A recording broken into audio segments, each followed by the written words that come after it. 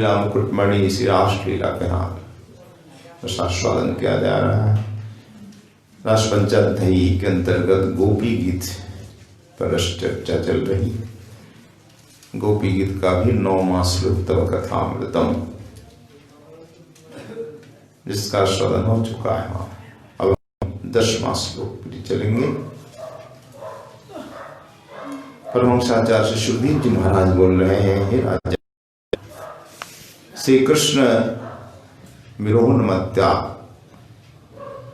ब्रजवनिता गण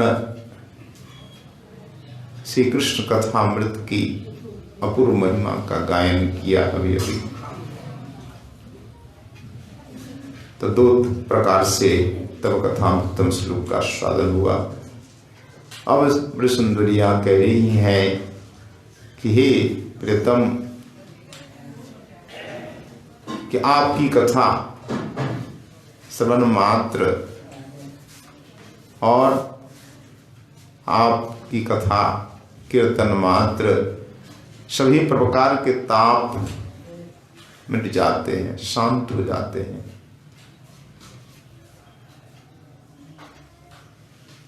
पर हम तो केवल आपकी कथा आलाप वार्तालाप से संतुष्ट होकर जीवन धारण करने में समर्थ नहीं है। लगता है कोई श्री कृष्ण कथामृत का आश्रय लेकर श्रवण कीर्तन आदि कर जीवन धारण कर सकता है, उनके ताप मिट सकते हैं, पर हमारे ताप नहीं मिटते। कथामृत का आश्रय करके जीवन धारण नहीं कर सकती। गोपी तो नहीं कर सकती। प्रियतम कहे कोई बात नहीं, जब कथा ही अमृत है, कथा ही जीवन धारण का उपाय है, तुम तो कह रही हो ना, तो कथा का आश्रय लो, कथा कीर्तन में ही व्यतीत करो, जीवन बिताओ। इसी में तुम्हारे सारे ताप मिट जाएंगे, सुख मिलेगा, शांति मिलेगी। तो इसी के उत्तर में गोपी कहते हैं नहीं, हाँ किसी को मिल सकती है शांति, कथामृत का आश्रय लेकर श्रवण कीर्तन कर उनके ताप मिट सकते, पर हमारे ताप नहीं मिटने वाले, हमें शांति नहीं मिलेगी। केवल कथा से हमें शांति नहीं मिलेगी, हम जीवन धारण नहीं कर सकती।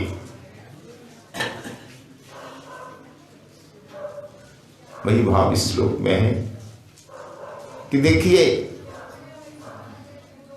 जिन लोगों ने, जिन भक्तों ने आपको कभी नहीं देखा है और आपके साथ मिलन की आशा जिनके हृदय में कभी उत्पन्न नहीं हुई है। 2 बात हुई, एक तो जिन्होंने आपको कभी नहीं देखा है, और जिन्होंने आपके दर्शन करके विचित्र विलास विहार, मुस्कान, चितवन आदि दर्शन करके इनके हृदय में कभी मिलन ही है, लोभ नहीं पैदा हुआ है। और जिन्होंने, तीसरी बात, कभी आपके नर्म वचन नहीं सुने, आपका हास परिहास में जो अद्भुत वचन नहीं सुने जिन्होंने, हाँ वे ही आपकी कथा श्रवण कीर्तन कर तृप्त हो सकते हैं और आपकी कृपा प्राप्ति की आशा में जीवन धारण भी कर सकते हैं, पर हमसे संभव नहीं है। हुई 3 बात, जिन्होंने नहीं देखा और जिन्होंने आपके दर्शन करके आपसे मिलने की आशा से जो प्रलुब्ध नहीं हुआ हो, जिनके हृदय में लोभ नहीं पैदा हुआ हो मिलन की का, ये 2। और तीसरा,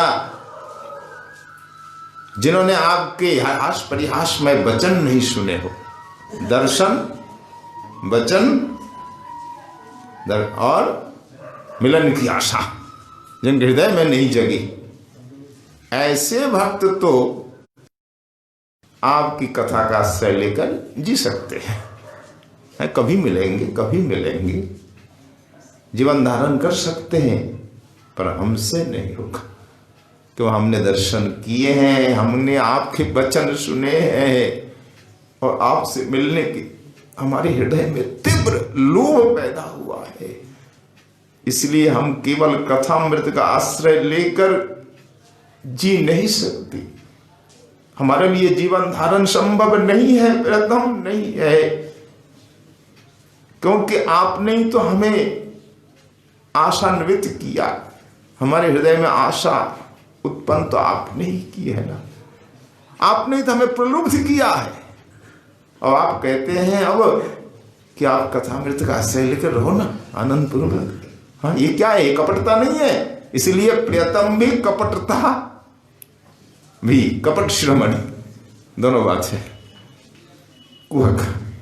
इसी कारण तो श्लोक क्या है? प्रहसितम प्रिय प्रेम वीक्षितम विहरनं च ते ध्यानमंगलम रहसिषाम्बिदो हृदि स्पृशा कुहकनो मना क्षोभयन्ति।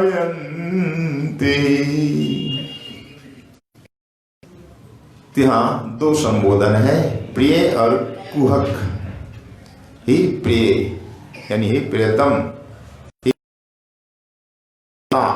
की शिरोमणि, कपटी शिरोमणि, ते प्रहसितम आपकी जो मृद मुस्कान, मंद मुस्कान, प्रेम वीक्षणम आपकी प्रेम अवलोकन, प्रेम भरी चितवन, जादू भरी मुस्कान, दो बात, और ध्यान मंगलम, इन दोनों के ध्यान से मंगल होता है।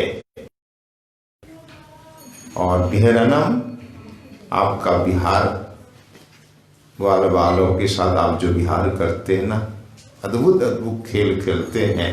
ऐसा खेल किसी ने कभी नहीं खेला, हमारे कोई जानता भी नहीं। निताई गौर हरि, जय जय श्री राधा, जय हो राधा नयनानंद सिंह भगवान की जय, धूप आरती की जय। तो आपकी जो क्रीड़ा है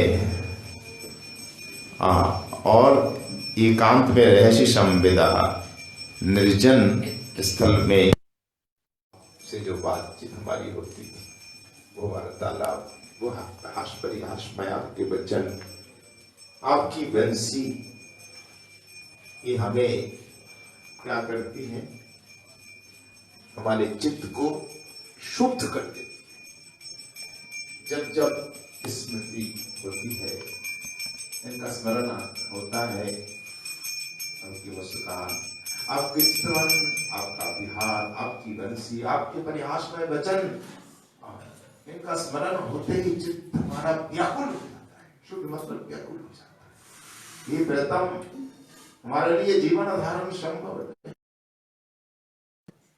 आप कैसे कह रहे हैं कि कथा का आश्रय लो और खूब सुखपूर्वक रहो?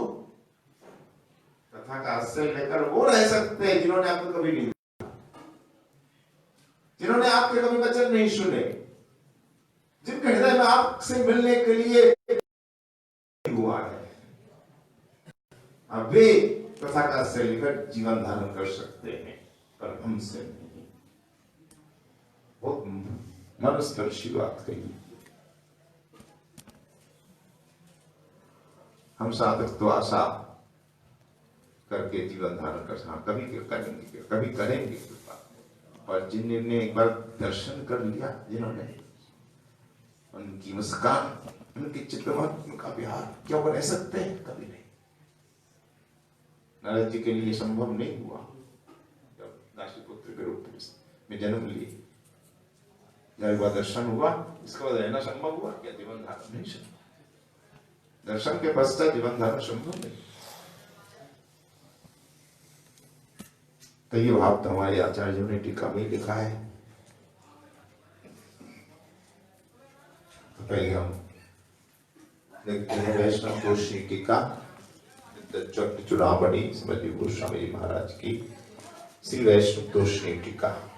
गोस्वामी जी के भागवत पर कई टीका है, क्रम संदर्भ संपूर्ण भागवत पर टीका है। दशम पर केवल दशम स्कंद पर वैष्णव गोष्ठी टीका, एक बृहद क्रम संदर्भ टीका, एक बृहद वैष्णव गोष्ठी टीका, वो सनातन गोस्वामी जी की है और संपादक जी गोस्वामी ने किया।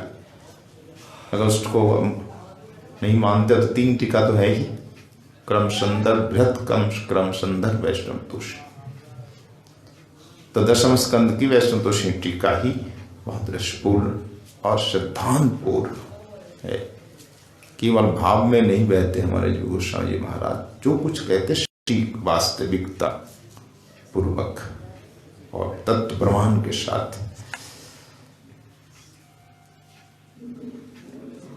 तो क्या लिखते हैं? ननु विचार लुब्धा दुर्लभे मयि कथम एतावन्तम अनुरागः क्रुद्ध यदि कुरुता तदा माम कथा श्रवणे नैव निवृत्ता भवता इत्यादिकम आशंकतेन अनिवृत्तौ तस्यैव पूर्वानुरागमयं चरितं दूषयन्ति त्रिभिः। 3 श्लोकों में श्री प्रियतम की जो चरित्र है, उन चरित्र पर दोषारोपण कर रही है। क्यों कर रही है? पहले क्या कहा प्रियतम ने?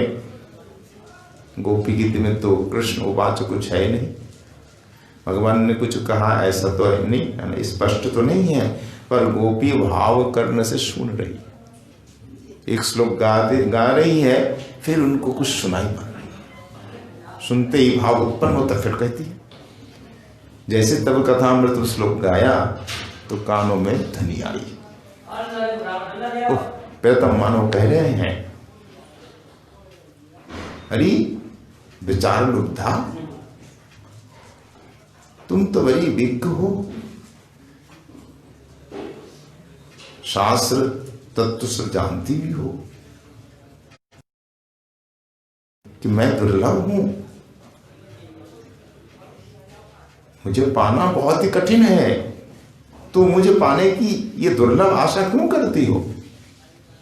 भगवत प्राप्ति क्या विश्लभ है, लाखों जन्म बिताने पड़ते हैं तपस्या करते करते। ध्रुव जी को देखो, बस तिल भर थोड़ी सी कमी रह गई थी, वो इस जन्म में पूरी हुई तपस्या।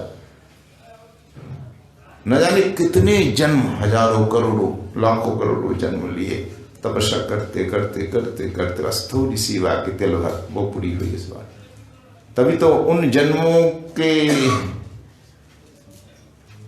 जितनी हड्डियां हैं सब एक जगह सुरक्षित रही। हड्डियों का क्या बन गया? पहाड़। नारद जी ने दिखा दिया।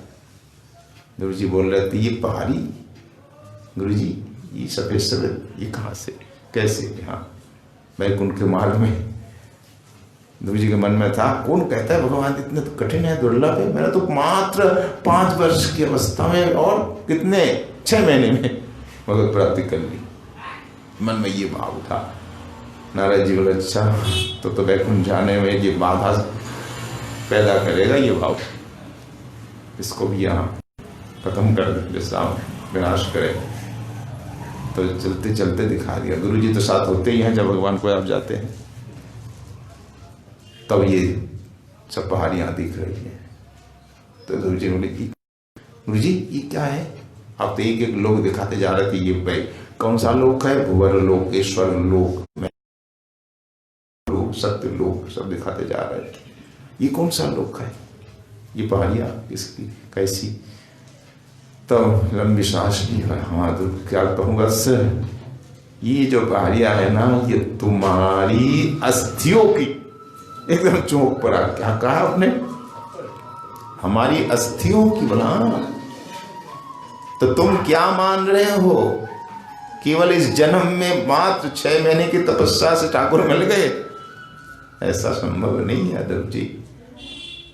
तुमने हजारों लाखों जन्म लिए ना, उन जन्मों की शरीरों की हड्डियां यहाँ एकत्रित है जो पहाड़ बन गए।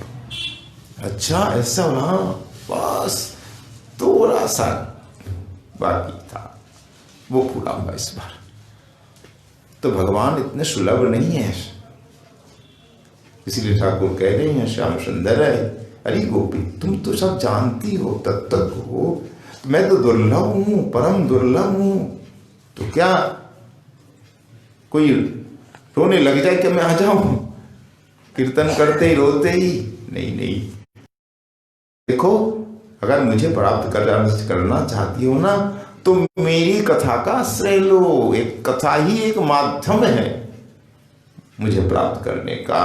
तो कथा श्रवण करती रहो, उसी से तुमको परम सुख मिलेगा।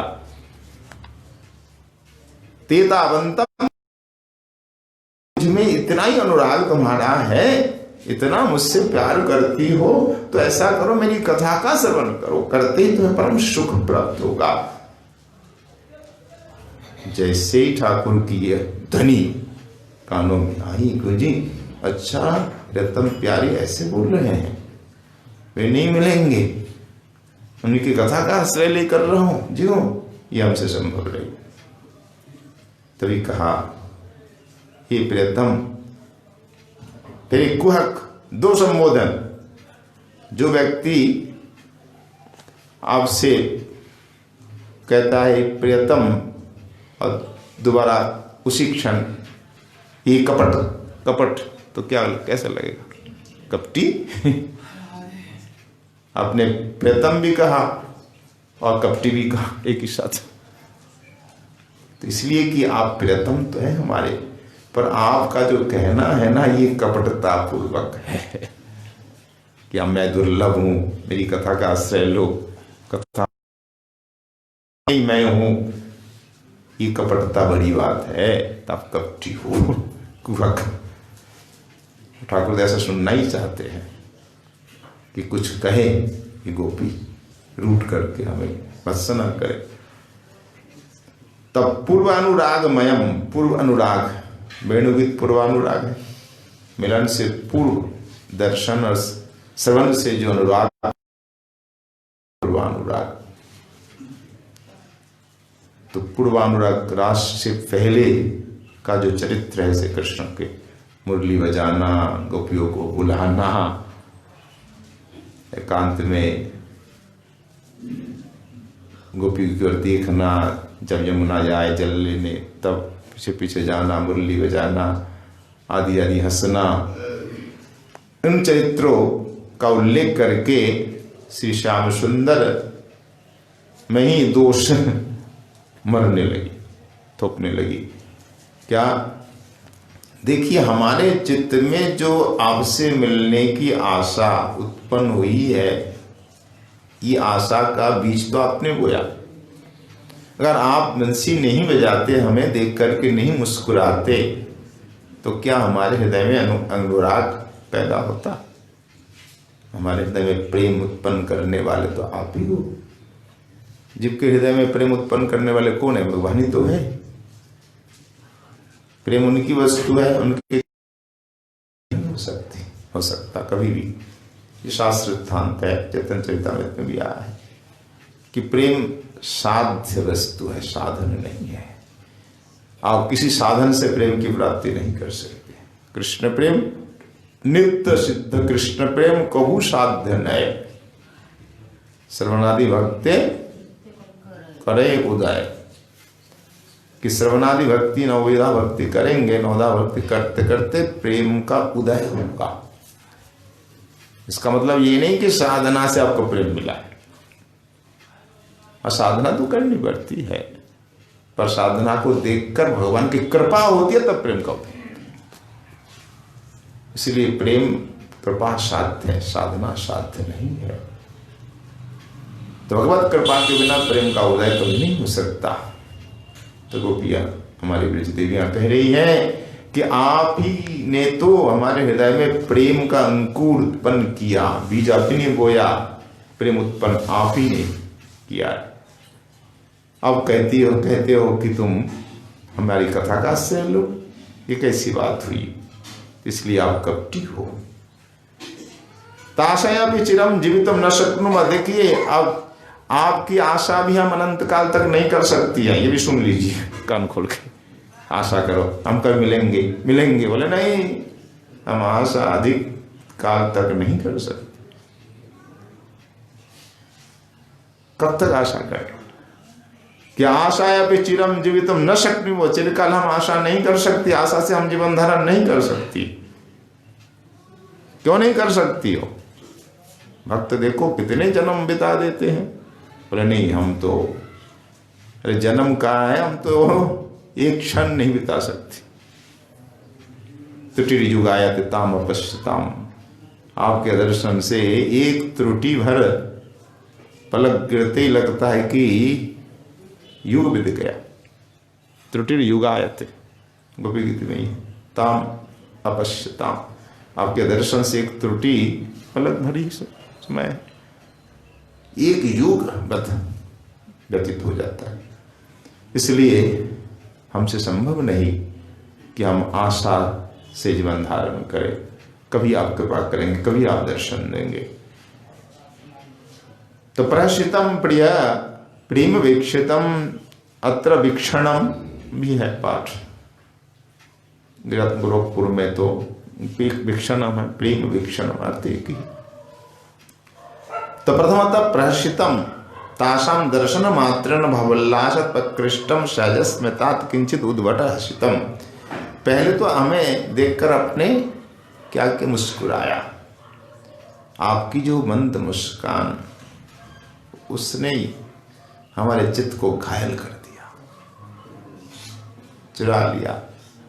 तब से हम बावली हो गई आपकी मुस्कान। और उसके ऊपर क्या, प्रेमावलोकन, आपकी प्रेम भरी चितवन और जादू भरी मुस्कान, इन दोनों ने हमारे चित्त को घायल कर दिया। हम बावरी हो गई। और साथ ही साथ विहरनंचते, आपका विहार भी हमने देखा कि सखी भी सह क्रीड़ा, आप सखाओं के साथ, ग्वाल वालों के साथ आपने जो यहाँ पर रोज करते ही हैं। तो आपकी मुस्कान, आपकी चितवन, आपकी क्रीड़ा ने हमारे हृदय में आपकी मिलन आशा उत्पन्न कर दी है। तो ध्यान मंगलम, निरंतर हम ध्यान में चिंतन करती रहती है, कब आप मिलेंगे, कब आप मिलेंगे। अब हमसे अब जीवन धारण संभव नहीं है प्यारे। आशा हम कब तक करती रहे, कब तक, कोई सीमा होती है ना।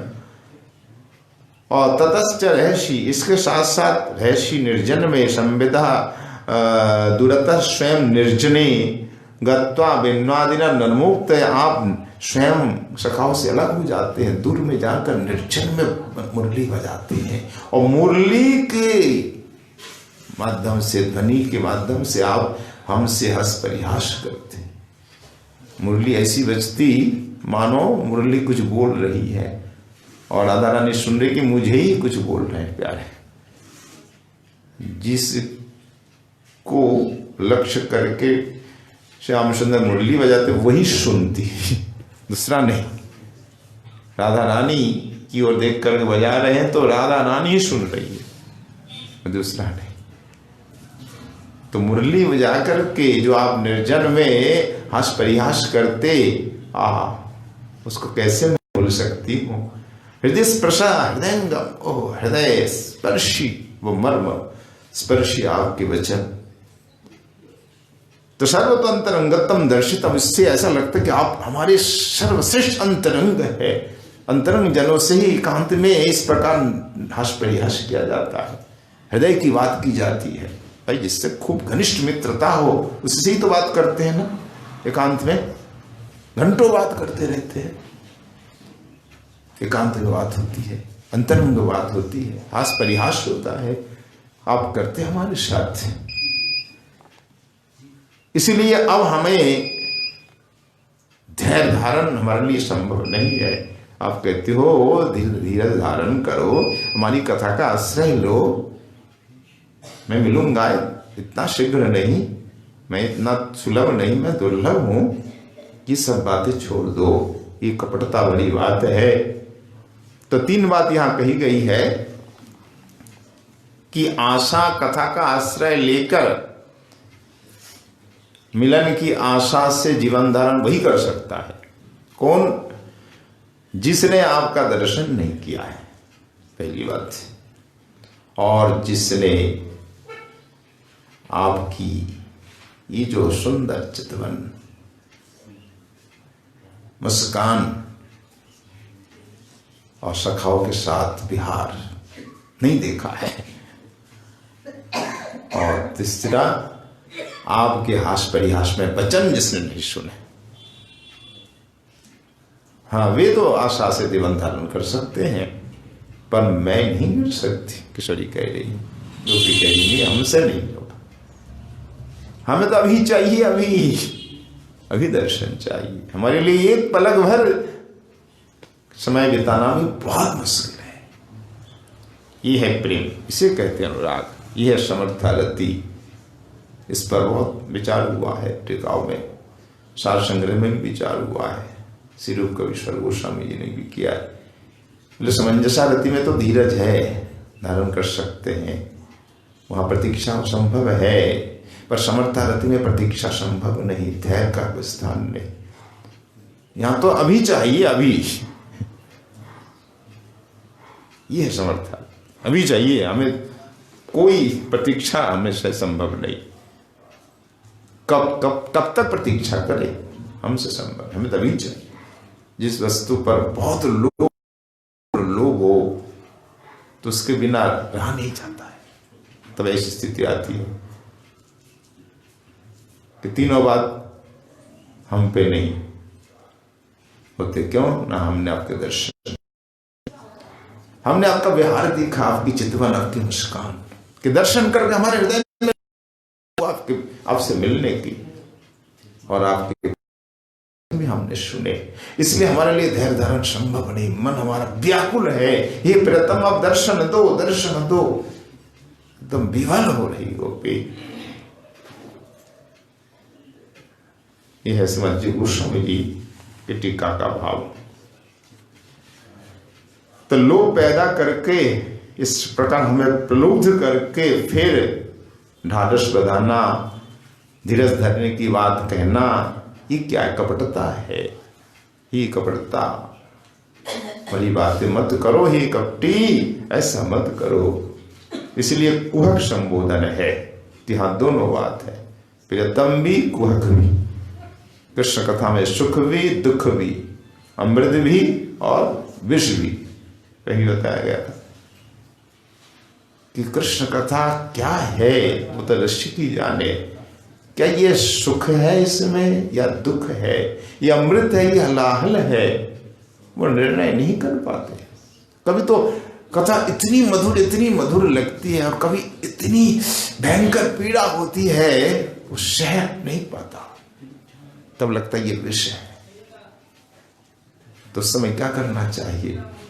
तो उस समय दवा कथा ही है, फिर औषधि कथा का ही सेवन करते रहे। अगर विरह में लीला के कारण पीड़ा हो रही है, तो समय मिलन में लीला का श्रवण करो। जैसे हमारे रघुनाथ गोस्वामी जी, कभी जीवन धारण संभव नहीं हो रहा था, क्यों? विदग्ध माधव का आस्वादन करके। इतना विरह है विदग्ध माधव में हो, हमें तो लगता है श्रीमद गोस्वामी जैसा किसी ने नहीं किया, ना कोई कर सकता है। विरह रस के अद्भुत शिल्पी है।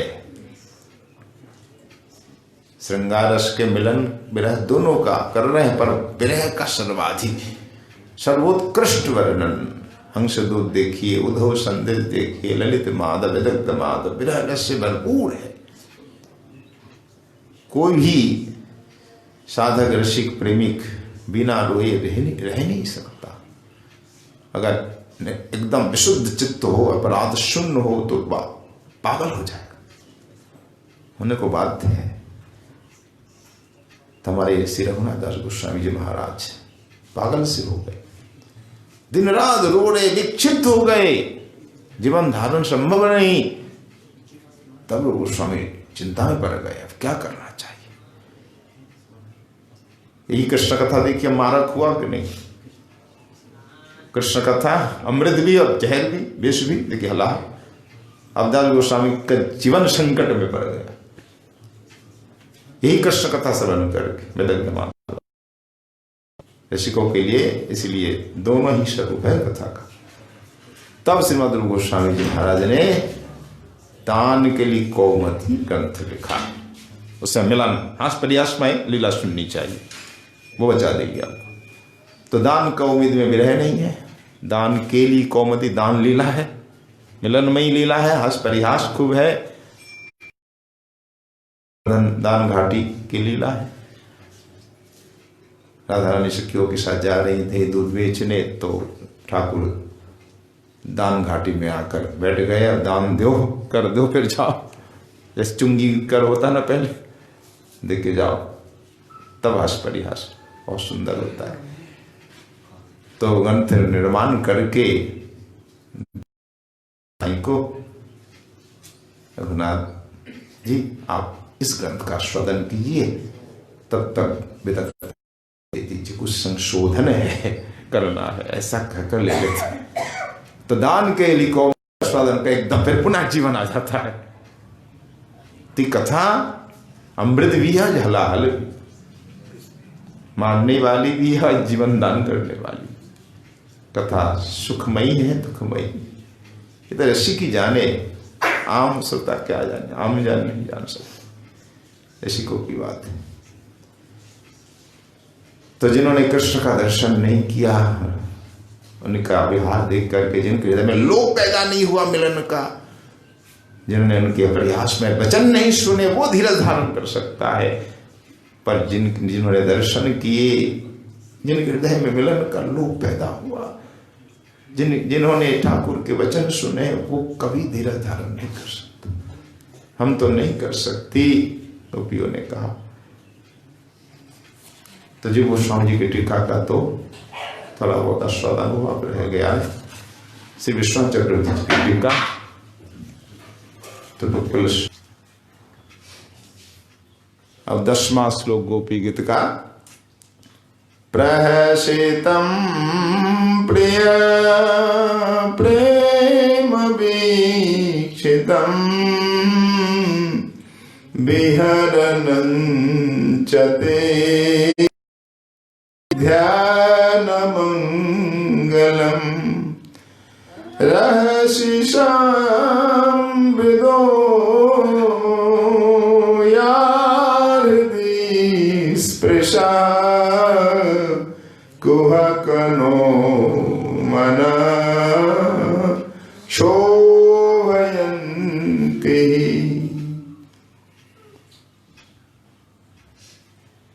अब श्याम सुंदर बोल रहे हैं, हरी सखियो, तुम हमारी कथा की इतनी निंदा कर रही हो, हमारी कथा तुम्हें तपा देती है, रुलाती है ना?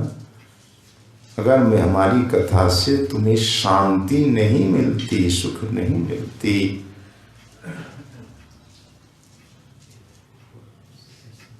तो कथा बार बार क्यों कहती रहती हो? जब कथा दुख देती है, उस कथा का गायन इतना क्यों करती हो? जो हमें दुख दे फिर उसकी चर्चा बार बार थोड़ी ना करेंगे, ऐसा काम तो नहीं करेंगे जिससे दुख हमको बार बार मिले। बार बार क्यों तुम मेरी कथा का गायन करती हो? और तुम्हें क्यों शांति नहीं मिलती, ये बताओ। कथा सुन करके तुम्हें क्यों नहीं सुख मिलता? तो उसी का उत्तर गोपियों ने 3 श्लोकों में दिया है, 10वां, 11वां, 12।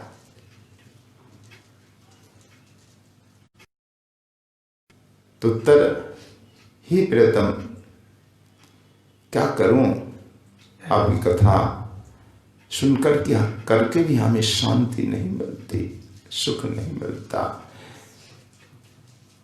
इसमें तो दोष आपका ही है, आपके पूर्व रागमय चरित्र का ही है। वो कैसे? आपके पूर्व रागमय जो चरित्र है, संगम से पहले जो रति उत्पन्न होती है दर्शन श्रवण आदि से, वो है पूर्व राग। किसी के प्रति आपकी रति प्रीति उत्पन्न हुई, कैसे? ना उसके दर्शन करके या उसके बारे में श्रवण करके। अभी मिले नहीं अब उनसे, वो जो मन में एक प्रीति उत्पन्न हुई, उसी का नाम पूर्व राग है। ये होता ही है हमको, किसी के बारे में हमने सुना, तब से मन में बड़ा उत्साह है, उसके प्रति बड़ा प्यार है, एक बार मिलेंगे, जरूर मिलेंगे। उससे श्रवण सुन करके होता है, कहीं दर्शन करके होता है, टीवी में देख कर, बहुत लोगों को नेट में देख करके, फेसबुक में, यूट्यूब आदि में सुनने की, सुन करके देख करके इच्छा होती चले एक बार सुरमा कुंज जाए, नयनानंद जी का दर्शन करें। आज भी कुछ भक्त आए, बोले हमने तो ये देखा यूट्यूब में, सुना, हमारी बड़ी इच्छा है हम आए एक बार। तो आए, तो मिलने से पूर्व जो जब तक सुने, बस देखे या सुने, तब जो हृदय में एक अनुराग पैदा हुआ, उसी का नाम पूर्व राग। मिलने से पूर्व वास्तव में ये पूर्व राग होता है श्रृंगार रस में, युवक युवतियों में ही कहा गया है। श्रृंगार रस का ही पूर्व राग होता, अन्य रसों में पूर्व राग उतना नहीं बताया गया। वर्णन पूर्व राग किसी में है। प्रेमी के बारे सुनकर प्रेमिका के हृदय में प्रेम उत्पन्न होता है, या प्रेमिका के बारे में सुनकर प्रेमी के हृदय में उत्पन्न होता है। यहाँ श्री श्याम सुंदर के बारे में सुनकर के गोपियों के हृदय में प्रेम उत्पन्न होता है, और गोपियों के राधा के बारे में सुनकर श्याम सुंदर के हृदय में प्रेम उत्पन्न होता है। मिलन से पूर्व वो पूर्व राग। तो गोपी कहते हैं कि हमने आपके बारे में सुना है, आपका पूर्व चरित्र सुनकर ही हमें दुख मिल रहा है। ऐसी स्थिति हमारी बस पूर्व चरित्र के कारण। ऐसा है पूर्व चरित्र। श्याम सुंदर का दर्शन किस प्रकार किया गोपियों ने, कैसे उनके बारे में क्या क्या सुना। श्रवण भी कई प्रकार है ना, दर्शन भी कई प्रकार है, विजय नीलमणि में व्याख्या है। रतिरिजा संगमात पूर्वम दर्शन श्रवण आदिजा। दर्शन श्रवण आदि से जो रति उत्पन्न होती है संगम से पूर्व, उसे कहते पूर्व राग। दर्शन, स्वप्न में दर्शन, चित्रपट में दर्शन, साक्षात दर्शन, दूर से दर्शन। जमुना जल लाने गई तो दर्शन होगी। स्वप्न में कभी कभी चित्रपट विशाखा लाती है, दर्शन कई प्रकार हो गए ना। और श्रवण भी कभी उनके बारे में रूप का श्रवण, लीला का आदि का श्रवण किसी सखी दूती के मुख से, कभी बंसी ध्वनि वंशी ध्वनि श्रवण, दो प्रकार हुआ। तीसरा कवि श्याम सुंदर के वचन सुन लेना दूर में रहकर, अनेक प्रकार के श्रवण भी है। तो आपके बारे में श्रवण दर्शन करके, आपकी मुरली सुनकर, दूर से आपका दर्शन करके, मुस्कान को देख करके हमारे हृदय में, दूर से आपके वचन को सुनकर हृदय में ये रति उत्पन्न हुई है, वो हमें सुख नहीं दे रही है। इसी के बारे में विस्तार से 3 श्लोकों में बता रही है। तो प्रहर्षितम प्रिय प्रेम वीक्षतम और विहरनंचते ध्यान मंगलम रहस्यम विदो या हृदय स्पर्शः क्वतनु मना क्षोभयन्ति। हे प्रिय संबोधन, हे प्रियतम, हे प्यारे। उसी क्षण अभी अभी कहा हे प्यारे, तुरंत क्या कहते, हे कपटी। प्यारे भी और तुरंत कपटी भी। ये जहां अनुराग अधिक होता है वहां चलता है। को प्रेम में भी होता है, सखा को आओ आओ सखे, आ कपटी इधर आ, ऐसा ही बोल देते हैं सखा। सखा को अधिकार है। तो गोपियों में शक भाव चाहिए। तो गोपी कहती है हे प्रियतम, ये कपटी सुनो। और ठाकुर को कपटी सुनकर दुख नहीं, सुख होता है। सखा जब प्यार से कपटी कहता है ना, सखा को बहुत सुख होता है। ते प्रिय ते प्रेषितम, सुनो कपटी, ते तब प्रेषितम, आपकी जो मृदु मुस्कान और प्रेम वीक्षितम, मुस्कान के साथ साथ प्रेम भरी चितवन। ठाकुर मुस्कुराते हैं तो देखते भी तो है, वो जो कटाक्ष, प्रेम कटाक्ष, प्रेम भरी चितवन और जादू भरी मुस्कान। ध्यान मंगलम, जब हम ध्यान करती है ना, कितना मंगल हमें प्राप्त होता। और विहरणं चते, आपका विहार भी। दूर से गोपियों ने देखा श्याम सुंदर विहार कर रहे हैं, सखाओं के साथ खेल रहे हैं, वहाँ मुस्कुरा रहे गोपी को देख करके, और इस प्रकार प्रेम अवलोकन भी कर रहे हैं, प्रेम भरी चितवन। बस वो हृदय में प्रवेश कर गया, तब से चैन नहीं, शांति नहीं, हृदय स्पर्शा, रहस्य संविदा। और एकांत में जो आपके सुंदर सुंदर वचन हमको सुनने को मिले, हास परिहास में रहस्य संविदा, रहस्य मतलब एकांत में, संविद मतलब संकेत नर्मादितांश, संकेत परिहास आदि। न अस्माकं मनाक्षुभेन, हमारे मन को क्षुब्ध कर देती है वो बात, वह सब दृश्य। तो इसका सीधा सीधा अर्थ हुआ 10वां श्लोक का, हे प्रियतम, हे कुहक, आपका हृदय स्पर्शी प्रेम कटाक्ष, प्रेम भरी चितवन और सहज मधुर जो आपकी मुस्कान जादू भरी, और ध्यान मंगल विहरण, यानी जिसका ध्यान करने से मंगल होता है, ऐसा विहार सखाओं के साथ। एक कभी कभी आप सखाओं को क्या करते, भुजाओं से आलिंगन करते, भुजाओं में भर लेते हैं। वो दृश्य हम दूर से देखती है, वो भूल नहीं पाती, हम रात को भी उसी दृश्य को देखती रहती। सखाओं के साथ कैसे खेल रहे हैं, गाय चरा रहे हैं, वो ध्यान मंगल, ध्यान करने से मंगल होता, ऐसा विहार। और निर्जन स्थल में नर्मोक्ति, एकांत में हमारे साथ बातचीत भी, हास परिहास भी हुआ। ये चार वस्तु, चार बात हुई ना, हृदय स्पर्शी आपकी प्रेम भरी चितवन, और सहज मधुमय आपकी वो जादू भरी मुस्कान, 2, 3 आपका विहार सखाओं के साथ, और चौथा क्या है, निर्जन एकांत में जो हमारे साथ वार्तालाप। इन चारों का स्मरण कर करके हृदय हमारा क्षुब्ध हो रहा है, आकुल हो रहा है, शांति मिलेगी कैसे? ये चार ऐसी वस्तु है, शांति नहीं देती। हम सो जाती है सेज पर नींद नहीं आती, बस हम केवल करवट लेती रहती है रात भर। नींद कहाँ, उनकी आंखों में जो प्रेम के दीवाने हैं, हमारी वही स्थिति है। हृदय क्षुब्ध है, शांति नहीं मिल रही। प्रियतम, ये आपके चरित्र के कारण ही तो। अगर हमको देख कर आप नहीं मुस्कुराते, हाँ, हमें दिखा दिखा कर आप ऐसे सखाओं के साथ इस प्रकार खेल नहीं खेलते, हमारे साथ ये वार्तालाप परिहास नहीं करते, क्या हमारी ऐसी स्थिति होती? तो नहीं होती। हमारी जो स्थिति है आपके कारण, आप नहीं किया। हमारे हृदय में रति उत्पन्न आप ही नहीं किया, प्रेम उत्पन्न आप ही नहीं किया। ठाकुर ही करते हैं हृदय में रति का उत्पन्न, क्योंकि उनके पास है प्रेम। प्रेम कोई साधन नहीं है, साधन से प्राप्त नहीं है, ये नित्य सिद्ध है, कोई साधन नहीं है। ठाकुर की कृपा जिस पर हो जाती है, प्रेम से मिल जाती है।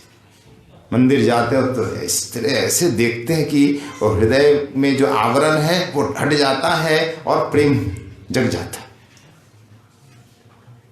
देखो मुकुंदा जी महाराज कहाँ थे, मुल्तान में, और ठाकुर वहां जाकर दर्शन दिए ना, मुस्कुराए और हृदय का सब आवरण मुक्त हुआ और प्रेम जग गया। चलो ये तो नित्य सिद्ध है, पर ये जमाई विनोद वाले राजा बनमाली राय बहादुर, उनकी जो बेटी राधा नाम, पिता माता के संग दर्शन करने आई, कुछ नहीं जानती ठाकुर क्या है, भक्ति क्या है, कुछ भी नहीं मालूम, नाम राधा था बस। लेकिन नाम से भी लाभ मिल जाता है। लोग कहते हैं नाम में क्या रखा है, अरे नाम में सब कुछ रखा है। ये अन्नी मन्नी अंटू बंटू ये सब नाम से कुछ लाभ नहीं मिलेगा। ठाकुर का नाम रखो, देखना लाभ मिलेगा। नाम में क्या रखा है, नाम में सब कुछ है।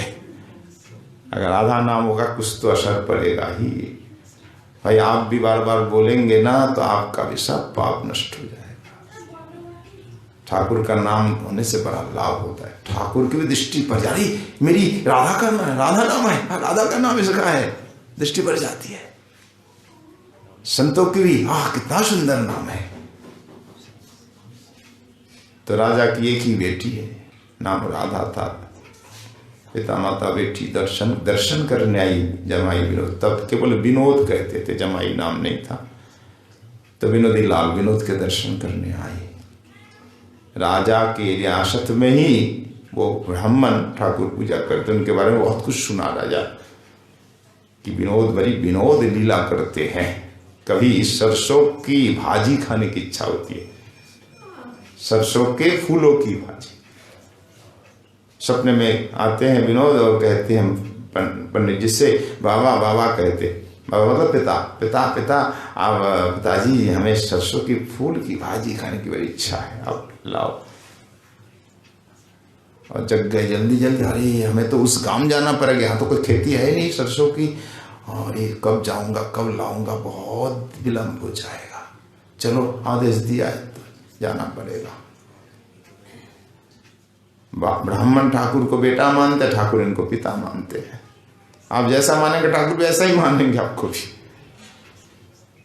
जिसका जैसा भाव ठाकुर ऐसा ही बर्ताव करते हैं। दूर जाना पड़ेगा, ऐसे जल्दी जल्दी जग कर ठाकुर पूजा करके जाएंगे, फिर लाएंगे, तब रसोई बनेगी, तब भूख लगाएंगे। चिंता उनकी बड़ी थी। ठाकुर ने वाले पिताजी तो बड़े चिंतित हो गए, चिंता मग्न हो गए, कब जाऊं कब लाऊं, कब जाऊं कब लाऊं, ठीक है मैं ही लाता हूं। और ठाकुर ही खुद लाए। जैसे मंदिर में गए पूजा करने तो देखा ठाकुर की पीताम्बरी में पोटली बंधी हुई है। पोटली क्या है तो खोल के देखा सरसों के फूल। देखो ठाकुर कैसी तुम्हारी अनोखी लीला, आप ही ने आदेश दिया, आप खुद ले आए। तो भाजी बनाई, ठाकुर को भोग लगाया। ऐसी ऐसी चमत्कार कथा सुनकर के, चमत्कारिक घटना सुनकर राजा की इच्छा हुई हमारे रियासत में चलो हम दर्शन करें। पहली बार आए दर्शन करने। इतरास एक पूरी बंगाल में एक रियासत है, वो कौन सी, राजशाही जिला के अंतर्गत लगता है। तो वहाँ राजा रानी बेटी आई, ठाकुर जी का दर्शन कर रहे हैं। वाह क्या देख रहे हैं, मन में इच्छा होती है ठाकुर की हमारे यहाँ जाए। और कैसे मांगते, कैसे कभी साहस नहीं होता, ब्राह्मण से कैसे मांग, बड़ा प्रेम से सेवा करता है। राजा रानी दर्शन कर रहे हैं, बेटी भी दर्शन कर रही। देखो राधा नाम होने के कारण कन्हैया क्या कर रहे हैं, बेटी की ओर बार बार देख रहे हैं ठाकुर। तो प्रेममयी दृष्टि से, प्रेम भरी चितवन। तो राधा क्या कहती है, माँ माँ माँ देखो ना ठाकुर देख रहे हैं, देखो देखो देखो देखो मुझे देखकर मुस्कुरा रहे हैं। मैया कहती क्या कह रही है बेटी, मुस्कुरा रहे हैं? हाँ मेरी ओर देख रहे हैं, देखो देखो कैसी उसकी दृष्टि है, और कैसी देखो मंद मंद मुस्कान। पर पिता माता को कुछ नहीं लगा, नहीं ये बेटी ऐसी बोल रही है। पर से बेटी का मन ठाकुर ने चोरी कर लिया। रति उत्पन्न ठाकुर करते हैं ना, देखो ठाकुर ने किया उसकी ओर देख करके। भोली वाली छोरी 10 साल 12 साल की हो, और हृदय में ऐसा प्रेम जगा उस दिन से, और बाबरी मत वाली हो गई। और ठाकुर आ गए राजमहल में। ब्राह्मण को भगवान ने स्वप्न दिया, पिताजी आपकी सेवा तो हमने बहुत दिन ली, आप थक गए हैं, वृद्ध हो गए हैं, अब के बाद कौन है, कौन सेवा करेगा, अब राजा को दे दीजिए, अब मैं राजमहल में सेवा लूंगा। और इच्छा है तो दे दिया, और राजमहल में सेवा होती, और बेटी भी दर्शन करने रोज आती। और एक दिन तो महाराज हमारे विनोदी लाल ने ऐसी विनोदी लीला की, पान चबाते चबाते पीक डालती उस बेटी के ऊपर। राधा को मैया मैया देखो, हम मैं कहती तुम विश्वास नहीं करती हो, देखो देखो देखो हमारे यहाँ पीक डाल दिया रोने रो रो कर। अच्छा सचमुच पीक, ये क्या बात है, वही पान की पीक, दिव्य सुगंध। ओहो, ठाकुर की दृष्टि पड़ गई इस वक्त, कृपा हो गई। और बेटी को रखना मुश्किल है। कभी कहते मैया देखो देखो मेरी पल्लू वो खींच रहे हैं, पकड़ लेते ठाकुर। फिर सपने में कहा राजा से, राजा महाराज आपकी बेटी से हमारा विवाह कर दो, विवाह कर दो। अच्छा आपको अच्छी लगी? हाँ, ये नाम जो है राधा का है ना, राधा नाम, ये मेरी प्रिया बनेगी। और इधर वो बेटी भी सुखती जा रही है, चिंता में, सोच सोच में, ठाकुर के विरह में। तो एक दिन राजा वो बेटी चल बसी। तो ठाकुर ने कहा देखो ये मृत्यु लोक है ना, पंच भौतिक का शरीर है, तो इस पंचभूत के शरीर के साथ मेरा विवाह नहीं होगा। तुम ये सामने जो मेरे मंदिर के सामने वृक्ष है ना, इस लकड़ी से राधा की मूर्ति बनाओ, आपकी बेटी की मूर्ति बनवा करके मेरे साथ स्थापना करो, प्रतिष्ठा करो, मेरे साथ विवाह कर दो, वही राधा ही। बोले तो ये वृक्ष भी सूख जाएगा और राधा तुम्हारी बेटी भी मर जाएगी। और बेटी ने जिस दिन प्राण त्यागा उसी दिन पेड़ भी सूख गए। उस पेड़ की लकड़ी से राधा की मूर्ति बनाकर स्थापना की, विवाह किया। तब से राजा ने लिखा ये विनोद हमारा जमाई है, जमाई विनोद। आज वृंदावन में ही है। राजा यहाँ चले आए थे, वृंदावन में रहे, राधाकुंड में रहे, राधाकुंड में आज महल है बनमाली राजा का, जिसमें नगर पालिका चलती थी इसकी राधाकुंड की। अब बन गया भवन उनका अलग से। तो बड़े दानी थे राजा, बहुत दान पुण्य किया, संतों की बड़ी सेवा की, श्रीमद् भागवत का प्रकाशन कराया हमारे परदादा गुरु के कहने से, हिंदी में टिकाव के साथ और बंगला में भी। बड़े संत सेवी रहे, ग्रंथ प्रकाशन में बड़ी सहायता की। तो बेटी मानते थे, बेटी थी, बेटी का विवाह हुआ मूर्ति के रूप में, तो ठाकुर को जमा ही मानते थे। ये प्रसंग इसलिए कि ठाकुर किस प्रकार रति उत्पन्न करते, देखो ठाकुर ही अपनी प्रेम भरी दृष्टि से रति उत्पन्न कर देते हैं। तो दोष किसका है? ठाकुर का ही हुआ ना। गोपी कहते दोष आपका है, आपने हमारी ओर देखा क्यों, प्रेम भरी चितवन क्यों डाली, क्यों मुस्कुराए हमको देख करके। तब से हमारे हृदय में प्रेम उत्पन्न, हम तब से हमें नींद नहीं आती। प्यारे आज जो हमारी स्थिति है इसके लिए आप ही जिम्मेदार हो। हमारे जीवन से सुख शांति गायब हो गया आज आपके कारण। आज हम रो रही है दिन रात, इसके लिए आप ही हो जिम्मेदार। बड़ा ही मन स्पर्शी है ये आलाप। तो 3 श्लोकों में ठाकुर को ही जिम्मेदार ठहराया गोपियों ने। आज हमारे पास जो सुख नहीं, शांति नहीं, शांति सुख का भाव है, इसका कारण तो आप ही है। हमारा शांति, हमारा सुख आपने छीन लिया है। अद्भुत आस्वादन है गोपी गीत में, अद्भुत रस है। फिर कल सुनेंगे। तो प्रहसितम प्रिय श्लोक का केवल ऊपर से आस्वादन हुआ, टीका को नहीं छुआ अभी तक। तो प्रहसितम प्रिय प्रेम वीक्षितम विहरनं चते ध्यान मंगलम रहसि संविदो या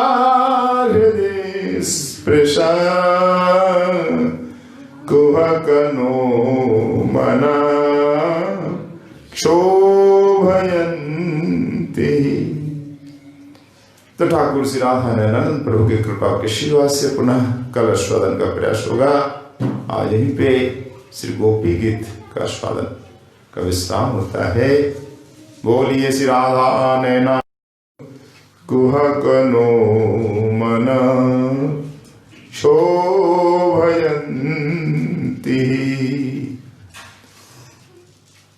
तो श्रीमद् भागवत दशम स्कंद रास पंचाध्यायी का ये गोपी गीत हम आस्वादन कर रहे हैं। गोपी गीत का ही है तो 109वां दिवस आज है। रास पंचाध्यायी का आस्वादन हमारे यहाँ चल रहा है। तो श्री राधा नयनानंद प्रभु की परम करुणा से मेरी शुरुआत में प्रतिदिवस रास पंचाध्यायी का आस्वादन हो रहा है। क्रमशः 1.5 महीने से ऊपर यह आस्वादन चल रहा है। इस समय हम गोपी गीत में हैं। गोपी गीत का 10वां श्लोक। जब श्याम सुंदर ने कहा, अरे गोपियों, तुम वास्तव में विवेक शून्य हो, तुम लोग विवेक शून्य हो, इसलिए कि मैं हूं परम दुर्लभ, तो मेरे प्रति अनुराग किया ही क्यों? क्यों अनुराग तुम्हारा है? क्यों मेरे प्रति इतना प्यार है? अगर ठीक है तुमने मुझसे प्यार कर ही लिया है, अनुराग उत्पन्न हो ही गया है, तो ऐसा करो, मेरी कथा लीला का श्रवण करो, करके सुख प्राप्त करो, क्योंकि मैं तो दुर्लभ हूं ना। दुर्लभ वस्तु सहसा मिलती नहीं है। अगर दुर्लभ वस्तु के प्रति हमारा लोभ होता है, वस्तु नहीं मिलती, तो वस्तु के बारे में चिंतन कीर्तन करो, करके सुख पाओ। ऐसा होती है, कहीं हम जा नहीं पाते, मानिए हमारी इच्छा बड़ी है कैलाश जाने की, जा नहीं पाए, तब कैलाश के बारे में श्रवण कीर्तन करके मन को क्या करते हैं? सांत्वना देते हैं। तो काम तो कैलाश नहीं जा पाए, क्योंकि हमारे देश के में तो है नहीं। कैलाश जाने के लिए पासपोर्ट बनवाना होगा, खर्चा भी बहुत है, और परिश्रम, शरीर में सामर्थ्य है तो आप जा नहीं सकते, पैदल चलना होगा। भयंकर सर्दी, क्या सब लोग हमारे यहाँ जितने सब जा सकते हैं? वृद्ध लोग, विकलांग, जिनमें चलने में सामर्थ्य वो नहीं जा सकते। अर्थ भी चाहिए, सामर्थ्य भी चाहिए, दोनों चाहिए तब आप जा सकते हैं। हमारे पास दोनों ही नहीं है तो क्या करें? तम ही बैठे बैठे श्रवण करें, करके मन को सांत्वना दे। हाँ, कैलाश ऐसा है, ऐसा है, सुंदर मानस सरोवर है, एकदम शांत है, बहुत विशाल झील है, जल इतना ठंडा है, बर्फ से भी ठंडा, और कैलाश ऐसा पहाड़ है, हालांकि बहुत ऊंचाई नहीं है, फिर भी कोई चढ़ नहीं पाता। आज तक बताते हैं, आज तक कोई उसकी चोटी पे चढ़ नहीं पाया। बहुत प्रयास किया लोगों ने, एवरेस्ट पर तो चढ़ जाता है लोग, पर उस पर नहीं चढ़ पाते। तो कुछ ना कुछ महिमा है। तो कैलाश में शंकर भगवान का निवास है, हम लोग जानते हैं, श्रवण करते हैं, इसलिए शायद कोई पहुंच नहीं पाता तक। तो हम नहीं जा पाते तो घर बैठ के सुनते हैं, सुन करके हमें सांत्वना मिलती है। कोई वृंदावन नहीं आ पाते हैं, दूर दराज गांवों में रहते हैं, और इतनी दूर वृंदावन कैसे जाएं, इतना समय नहीं, धन नहीं, या जाना चाहते तो तरह तरह की बाधा विघ्न उनको आने नहीं देते।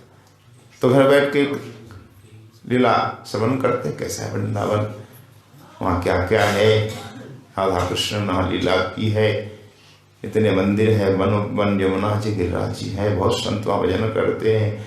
तो तो वृंदावन की महिमा आदि सुन करके हम सुख पाते हैं। ये तरीका है। जो दुर्लभ है, नहीं जा पाते, नहीं प्राप्त कर सकते, तो उसके बारे में श्रवण करो, कीर्तन करो। ठीक उसी प्रकार श्याम सुंदर कह रहे हैं, हरि गोपियों मैं तो दुर्लभ हूं ना, मैं ब्रजराज नंदन हूं।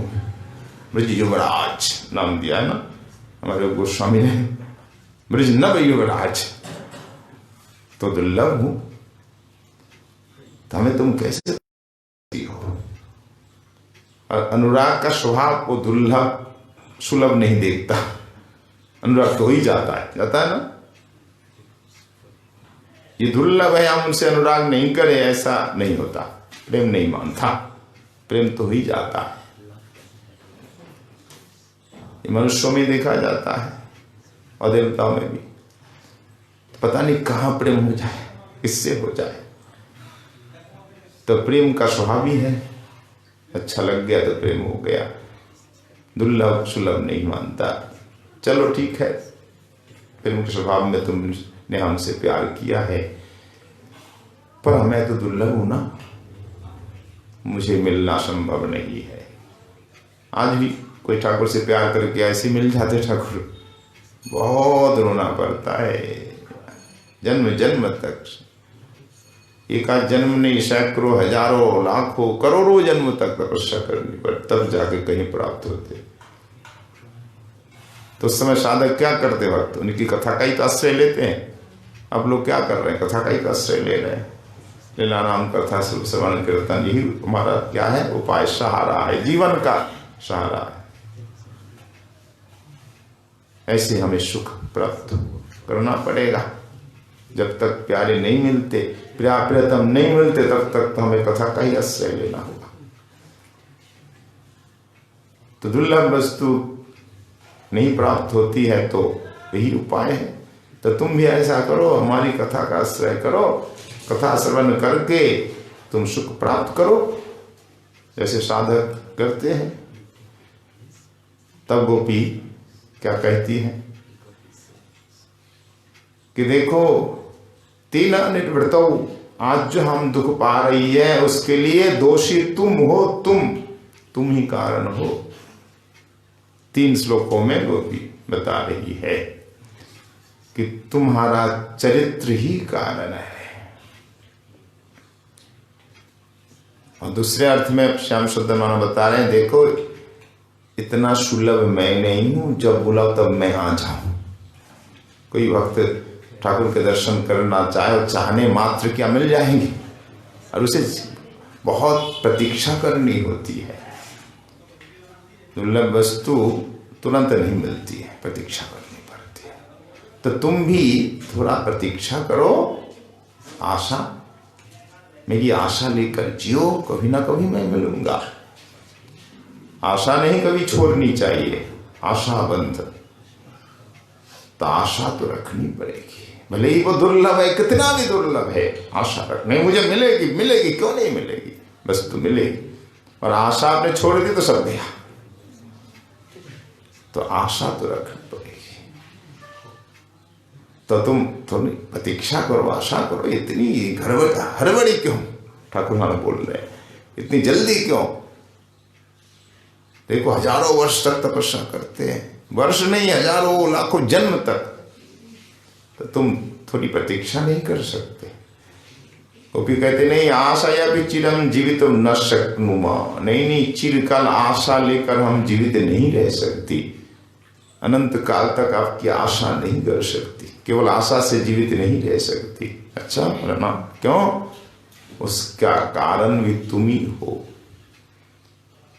जिस वस्तु की प्राप्ति के लिए तीव्र उत्कंठा हो, वहां धैर्य भी क्या जवाब दे जाता है। कब तक आशा करें? आशा की भी एक सीमा है, मर्यादा है। हम आशा नहीं कर सकते चिरकाल तक, गोपी कहती है। तो 2 बात गोपी कहती है। एक तो हमारे हृदय में जो क्षोभ है, दुख है, पीड़ा है, उसके कारण तुम्हारे कारण हमारे हृदय में ये दुख है, क्षोभ है, पीड़ा है। और हम चिरकाल आशा भी नहीं कर सकती, कब मिलोगे, कब मिलोगे, नहीं, हमें तो अभी चाहिए। गोपी आशा अधिक देर नहीं कर पाती है। पहले भी आपने सुना है ना, यामा पदवीं पदयो ते सखे ते सखे ते पदयो पदवीं यामा। हम तो तुम्हारे चरण कमलों का सान्निध्य अवश्य ही प्राप्त करने वाली और करके रहेंगी, अभी करती है। हमें चिरकाल तक आप उपेक्षा नहीं कर सकते, न हम आशा कर सकती है। तो श्याम सुंदर को ही दोषी ठहरा रही हैं गोपी। इस दुख के, पीड़ा के कारण वही है। कैसे? देखो प्यारे, हमारे हृदय में जो रति उत्पन्न हुई है आपके प्रति, रति प्रीति, वो किस लिए? आपके द्वारा ही। कैसे? प्रहसितम प्रिया प्रेम वीक्षणम विहरनं च ते ध्यान मंगलम रहसिषं विदो यारिदे स्पृशः कुहकनो मना शोभयन्ति। हे प्रिय, हमारे हृदय में जो क्षोभ है, पीड़ा है, किस कारण? न प्रहसितम, आपकी मुस्कान, प्रहसितम, हसितम तो हास्य, मुस्कान, प्रकृष्ट हंसी। प्रकृष्ट का दो अर्थ दिया है। क्या है दो अर्थ? हमारे जी गोस्वामी जी महाराज ने प्रवर्तक प्रकृष्ट सहज मधुर मुस्कान। एक तो दिखावा भी होता है ना, हृदय में प्रेम नहीं फिर भी हम दिखाने के लिए हंस जाते हैं, ऐसा भी होता है। जैसे नंद बाबा जब आए, कन्हैया लाला कहाँ थे? हमारे गोपाल उखल में बधे हुए। तो श्री नंद बाबा आकर के बंधन को खोला, प्रहसितम, थोड़ा हंस करके। तो वहाँ टीका में लिखते हैं कि हंसी हृदय की नहीं है, बाहर दिखाने के लिए कि लाला कन्हैया डरे नहीं। पहले तो डर हुआ, देखो मैया ने तो बांधा, पता नहीं बाबा क्या करेंगे, डर गया था। तो बाबा ने कहा नहीं डरे मत, तो हंस करके थोड़ी सी सांत्वना दी। तो ये हंसी सहज नहीं है, दिखावा है। इस प्रकार हंसना हम भी जानते हैं ना, किसी को ढाढ़स बधाने के लिए, दिखाने के लिए हंस जाते हैं, भीतर में नहीं है फिर भी हंसते हैं। पर यहाँ तो सहज मुस्कान है, सहज मधुर हंसी है। तो प्रहसितम कर दिया है भाव जी गोस्वामी जी ने कि तासाम दर्शन मात्रेणम, गोपियों के देखते ही एकदम मुस्कुरा गए। किसी को देख करके मुस्कुराना मतलब एक सहज हंसी है। ये मुस्कान सहज है। कोई प्रियजन आ जाए, मानिए अपने मित्र आ जाए, प्रेमी आ जाए, तो हम संग के नहीं, ये सहज उल्लास होने पर ऐसा होता है। तो गोपियों को देखते ही उल्लास हुआ श्याम सुंदर के हृदय में और हंस गए। ये सहज हंसी है। प्रहसितम का एक पहला अर्थ दिया। दूसरा अर्थ, हाँ, किंचित उद्भट हंसी भी है। थोड़ा उद्भट, ऐसे हंस देना, थोड़ा उद्भट हंसी भी है। उसमें कपटता भी झलकती है। तो आपकी जो मुस्कान है उसे देखकर हमारे हृदय में रति उत्पन्न हुई है। और मुस्कान के साथ साथ क्या है? प्रियतम प्रेम वीक्षणम, प्रेम भरी चितवन हमारी ओर जो आपने देखा, प्यार से देखना भी बहुत तरह से होता है ना। प्यार से देखना, क्रोध से देखना, ईर्ष्या से देखना, ये आ गया। जब किसी को भी ईर्ष्या तो देखो ये आ गया। अब किसी के यहाँ रिश्तेदार आवे और वो चाहते नहीं आए, देखो ये आ गया, अब ये रोटी तोड़ने आ गया। कभी कभी ऐसा ही भाव आता, हमारी छाती पे आकर खड़ा हो गया। तो अनेक प्रकार की दृष्टियां होती है। और कोई प्यार प्रेमी आए, हाँ देखो हमारे बड़े प्रेमी आए हैं, तो हाँ सुंदर अवलोकन होता है। तो आपका अवलोकन जो है बहुत प्यारी, प्यार भरी चितवन, प्यार से आपने देखा हमारी ओर से। कोई प्यार से देखे तो हृदय तो पिघलेगा ही। तो आपकी मुस्कान भी जादू भरी है। उद्भटशितम का यह अर्थ भी होगा, उनकी मुस्कान भी उस जादू है ना। मुस्कान जिसकी ओर एक बार मुस्कुराते तो वो दीवाना लट्टू बन जाता है। तो आपकी जादू भरी मुस्कान और प्रेम भरी चितवन ने हमें दीवानी बना दी है। और साथ ही बिहरनम चते, हमें दिखा दिखा कर आप सखाओं के साथ खेल रहे थे। एक हाथ तो अपने, एक बात तो सखा के कंधे में अपने डाली और एक हाथ में कमल लेकर यूं घुमा रहे, हमें दिखा दिखा कर।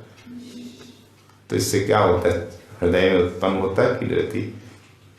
कभी कभी आप हमें दिखा करके सखा को चुम्बन, सखा का चुम्बन कर रहे हैं, कभी सखा को छाती से लगा लेते हैं, वह हमें भर ले रहे हैं, आलिंगन कर रहे हैं। ये जो आपका विहार है, सखाओं के साथ खेलना कूदना, किसी को चुमना, किसी को आलिंगन करना, किसी के कंधे में बाहर डल करके चलना, नटवर भंगी में हाथ में कमल यूं घुमाते घुमाते, ये सब विहार हमारे हृदय को वास्तव में एकदम विह्वल कर देता है। ध्यान मंगल जब चिंतन करती हूं ना, ओह हृदय व्याकुल हो जाता है। तो भगवत लीला ध्यान से मंगल तो होता ही है। हमारे लिए मंगल क्या है? प्रारब्ध का नाश होना, पाप का बीज प्रारब्ध नाश होना, कलमश भजन के या सारे जो अनर्थ आदि है नष्ट हो जाना, यही है मंगल, भक्ति उदय होना। पर गोपियों के लिए मंगल क्या है? ध्यान मंगलम न तदनु चिंतने आशा बंध कारकम। चिंतन से उनको आशा बधती है, हाँ आप प्रभु मिलेंगे। जब हमारी ओर देख कर उन्होंने मुस्कुराया तब अवश्य ही वे मिलेंगे। जब हमारी ओर प्रेम भरी चितवन दृष्टि डाली है तो अवश्य ही मिलेंगे। हमें देख देख करके सखाओं के साथ विहार कर रहे थे, इसका मतलब हमसे उनका प्यार है, वे मिलेंगे, जरूर मिलेंगे। एक आशा, इन लीलाओं का चिंतन कर करके उनके हृदय में आशा बंधती है। निज भाव अभिव्यंजनामय तत्, क्योंकि श्याम सुंदर जो लीला कर रहे थे अपना भाव व्यक्त करने के लिए, हमारे प्रति उनका क्या भाव है, उस भाव को व्यक्त करने के लिए हमको दिखा दिखा कर किसी सखा को आलिंगन कर रहे हैं, छोटे सखा का। कभी सुबल को चूम रहे हैं हमें देख देख करके, इसका मतलब है उनका भाव व्यक्त कर रहे हमें देख करके। कभी किसी पुष्प को सूंघ रहे हैं तो किसी लता की जो पल्लव है ना, दांतों से काट रहे हैं। ये सब भाव व्यंजना है। काव्यों में बहुत वर्णन आया है, संस्कृत काव्यों में। जो प्राकृत काव्य है, अभिज्ञान शाकुंतल हो और जितने कवि कालिदास आदि आदि कवियों के काव्य, ये काव्य आदि पढ़ने का भी अवसर प्राप्त हुआ है, तो उसमें ये भाव बहुत दिया गया है। नायक नायिका का कैसे व्यक्त किया जाता है अपना भाव, उसके अनेक तरीके हैं। पहले तो पशु पक्षियों को सिखाया जाता था। पक्षी को जैसा सिखाता, पक्षी को आकर के ऐसा ही संवाद देता प्रियतम के पास, प्रेमी प्रेमिका के पास। कभी कुछ लिख करके उसके गले में लटका देते और वो पक्षी आकर के वहीं बैठेगा और देख कर समझ जाते ये हमारी प्रिया ने भेजा है कबूतर को। कबूतर के गले से वो चिट्ठी निकाल लेते, पेपर थे तो गले में लटका। कभी तो चोंच में ही लेकर पक्षी चला जाता और वहां डाल देता। ये सब आज शायद नहीं होता, पहले ये सब बहुत था। पहले तो संचार व्यवस्था थी नहीं, ना डाक था ना कुछ। आज तो डाक विभाग भी खत्म होने वाला है। अब तो केवल सब कुछ आपके हाथ में ही है, मोबाइल से सब कुछ कर सकते हैं। किसी से बात करनी है, कुछ भी करना है, क्रय विक्रय आदि, उस फेस टू फेस बात करें। और पहले किसी को समाचार भेजने के लिए बहुत उपाय करने पड़ते। दूध भेजो तो कितने दिन लग जाते, महीनों भी लग जाते। पर मानिए यहाँ आप बैठे हैं, आपको समाचार भेजना है लंदन, तो कितने दिन लगेंगे। और उससे शीघ्र तरीका है पक्षी को। पक्षी आसानी से जल्दी उड़ जाता है, तो पक्षी को सिखा देते। ऐसा ही वहां वो तोता सीख करके जो सिखा तो वही आके बोल देता, नहीं तो कुछ लिख करके देते, वो चंचू में चोंच में लेकर जाकर डाल देता। और कबूतर को चोंच में नहीं, कबूतर के गले में लिख कर लटका देते। कबूतर उड़ कर वहां जाएगा और गले निकाल करके पढ़ेगा। ये सब व्यवस्था थी पहले। केवल प्रेमी प्रेमिका में नहीं, राजा में भी एक दूसरे को समाचार दे रहे। राजा, मंत्री, दूत, गुप्तचर, ये सब सहारा लेते। तो नहीं, अपना भाव व्यक्त करने का ये सब उपाय है। पक्षियों के माध्यम से, लता पता का आलिंगन करके, दांतों से काट करके, चुम्बन करके, कोई नहीं तो सखा का ही चुम्बन कर रहे हैं, सखा का आलिंगन कर रहे हैं, अपना भाव व्यक्त कर रहे हैं। तो आपने इस प्रकार भाव व्यक्त किया, हमें देख करके अपने मुस्कुराया, प्रेम भरी चितवन थी आपकी हमारी ओर, और आपका विहार आदि हम ध्यान करते ना, चिंतन करते हैं तो हृदय विवल हो जाता है। रहस्य संविदो, इससे ही बढ़कर एकांत में जो आपका लाभ है। कभी कभी आप दूर चले जाते हैं हमसे, एकांत में जाकर मुरली बजाते और मुरली के द्वारा ही संकेत करते। वो संकेत हमारे हृदय को क्षुब्ध कर देता। जिसका नाम लेकर के पुकारते वही सुनता। अगर मुरली राधा के लिए बजा रहे तो राधा ही सुन रहे हैं, जिसके लिए, जिसके उद्देश्य से वही सुनता। जो प्रभु कहना चाहते हैं वो मुरली कह देती है, वही शब्द उनके कानों में आ जाते हैं। तो मुरली की ध्वनि से, कभी कुक की आवाज से, कभी पक्षियों की आवाज से ये संकेत करते श्याम सुंदर वहां हम मिलेंगे। और हास परिहास भी करते। तो आपका ये जो वेणु आदि के माध्यम से संकेत, नरमोक्ति यानी हास परिहास अत्यंत ही हृदय स्पर्शी है। हृदय स्पर्शी हृदयंगम है। ऐसा नहीं कि हम बाबड़ी है, नहीं समझती है, गमा रहे हैं, समझती हैं। आप जो संकेत करते हैं ना, जो भी भाव आप व्यक्त करते हैं ना, हम अच्छी तरह भली भांति समझती है। हमारा हृदयंगम हो जाता है, क्योंकि आप हमारे अंतरंग है। और आपके एक एक शब्द में चमत्कार भी है। आप जो कुछ बोलते हैं और आवाज करते हैं, वेणु आदि के माध्यम से गीत गाते हैं, उसका भाव हम समझ जाती हैं। और एक एक ध्वनि शब्द बड़ा चमत्कारकारी है।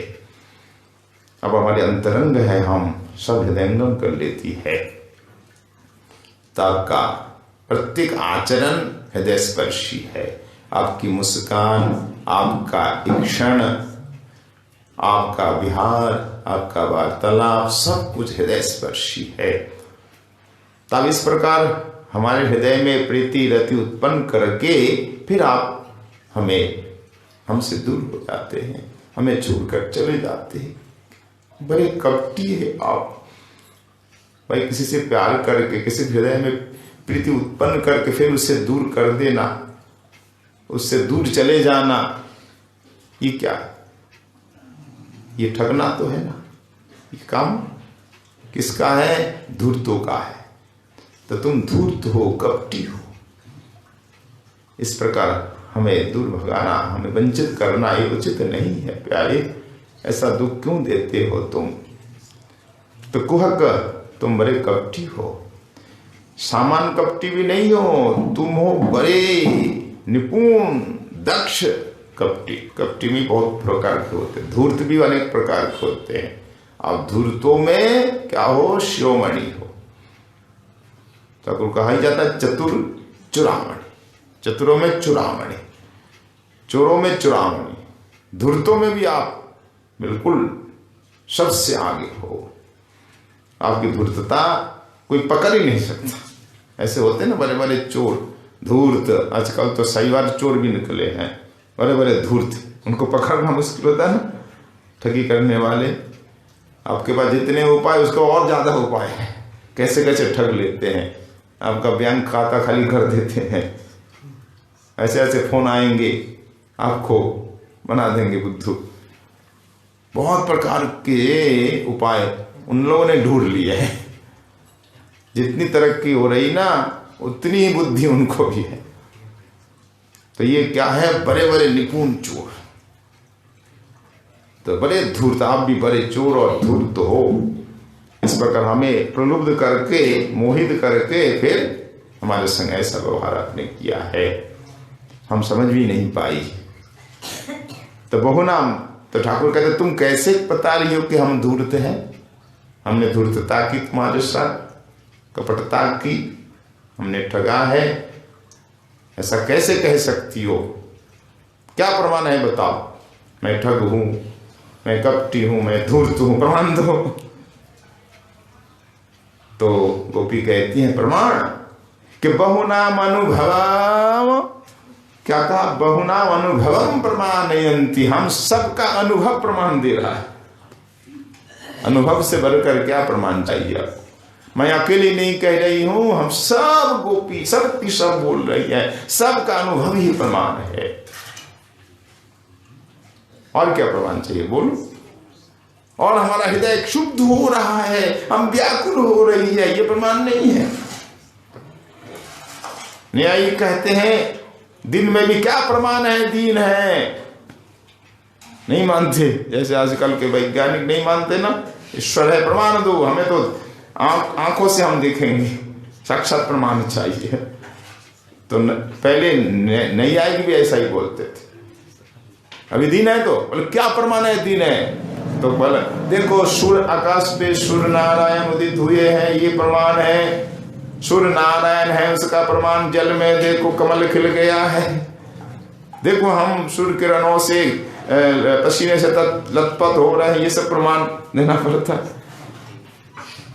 तो तुमने हमें ठगा है, हमारे हृदय में रति उत्पन्न किया है, उसका प्रमाण देखो हम किस प्रकार रो रही है, व्याकुल हो रही है।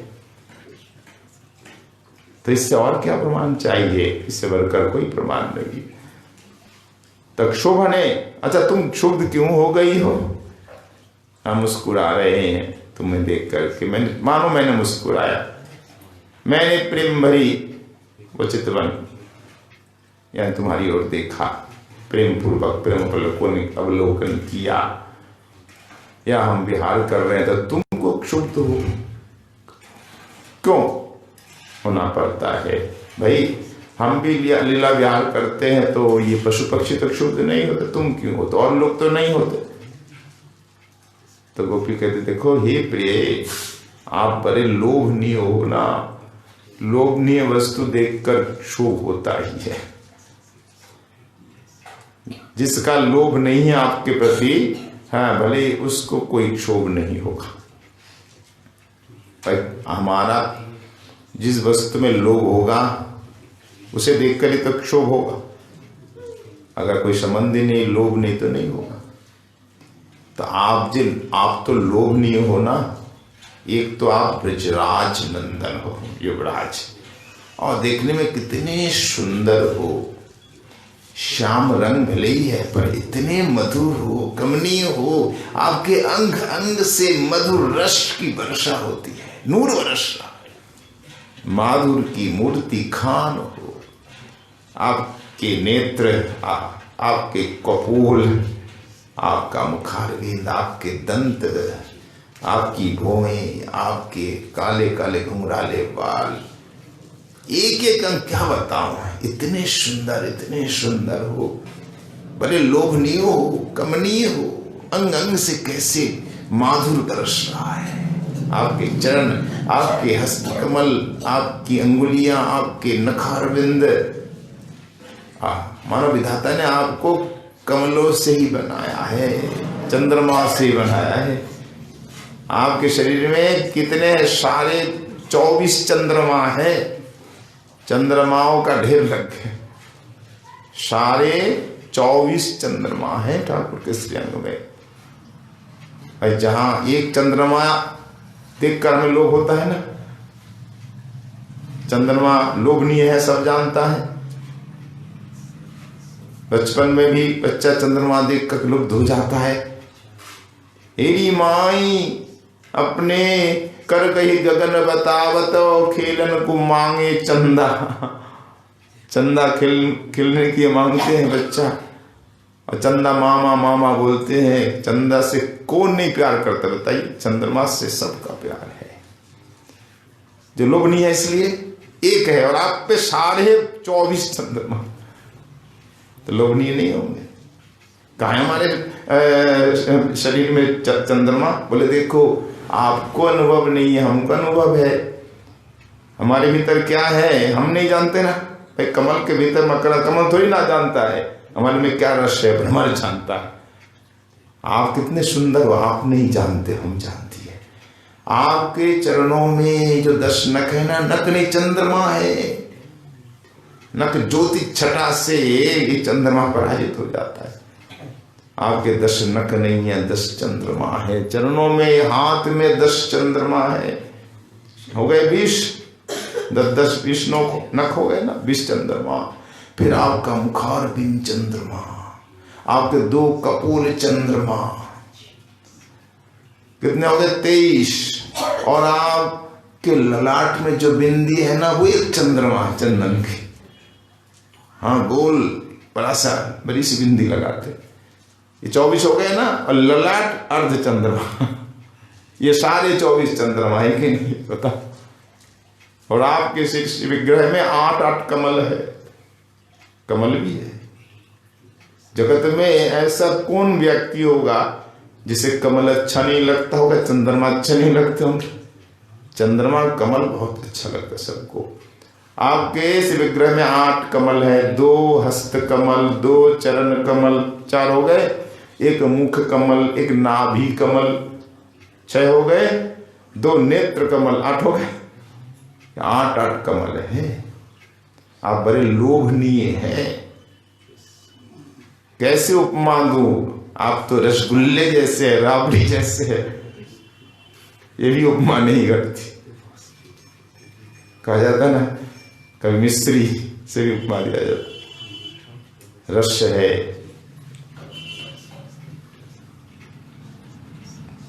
तो आपकी उपमा तो आप ही में है, जगत की वस्तुओं से उपमा नहीं दी जा सकती है। तो आप बड़े लोभनीय हो। आपकी मुस्कान, आपकी चितवन सब लोभनीय है। आपकी मुस्कान में जादू है, जादू भरी मुस्कान, प्रेम भरी आपकी चितवन हो, हमारे हृदय को क्षुब्ध कर देती है। ये आपका विहार, आपकी भंगिमा, आपकी चाल कितनी सुंदर चाल है। आप जब चलते हो ना, गजराज भी लज्जित हो जाए। आपकी आवाज इतनी मधुर, कोयल भी लज्जित हो जाती, करोड़ों कोयल। अब क्या क्या कहूं, अधरम मधुरम वदनम मधुरम बताते हैं हमारे आचार्य। तो सब कुछ मधुर है। आपके बोलन, आपकी चाल, आपकी वेणु, आपकी धेनु, आपकी सखा, ग्वालवाल, यमुना, उसके तरंग, सब कुछ मधुर ही मधुर है। तो आपका विहार, आपकी वार्ता, सब कुछ मधुर है। तदेक प्रियत्वात्, और लोभनीय इसलिए कि तदेक प्रियत्व, हमारा मन केवल आप में ही निमग्न है। आप ही हमारे प्रियतम है। आपके सिवा हम कुछ जानती ही नहीं। सपने में हमारा मन और कहीं नहीं है, केवल आप में। और आपका मन तो सर्वत्र है ही। ठाकुर का मन सर्वत्र, सखा से प्यार है ना, सखाओं से है, पिता माता से, गाय बछड़ों से है, दास वर्गों से भी है, सबसे आपका अनुराग है। आपका मन बटा हुआ है, हमारा मन बटा हुआ नहीं है, केवल आप में है।